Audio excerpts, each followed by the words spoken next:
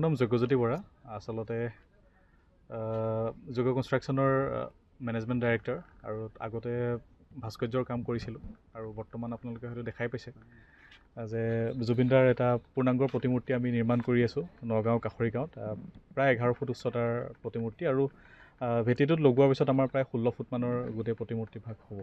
কিমান দিনৰ পৰা বনাই আছে প্ৰতিমূৰ্তি? জুবিনদাৰ দেহাৱসান হোৱাৰ পিছদিনাৰ পৰা আমি কণ্টিনিউ কামটো কৰি আছোঁ আৰু ভাবি আছিলোঁ যে দাদাক কি ধৰণে আমি এটা সন্মান দিওঁ বা দাদাক কি দিওঁ এনেকুৱা যি দাদা যাতে আমাৰ ওচৰত অমৰ হৈ থাকে বা অসমবাসী ৰাইজক এনেকুৱা কি দিওঁ তো তাৰে বাবে দাদাৰ এটা পূৰ্ণাংগ প্ৰতিমূৰ্তি স্থাপন বনোৱাৰ ক্ষেত্ৰত মনে প্ৰাণে লাগি আছিলোঁ।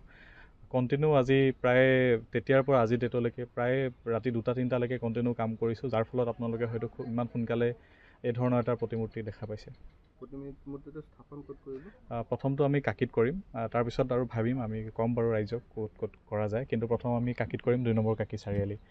5 পৰা 10 তাৰিখৰ ভিতৰত আমি প্ৰতিমূৰ্তিটো স্থাপন কৰিম। কিমান দিনত মানে প্ৰতিমূৰ্তিটো বনাই হ'ব?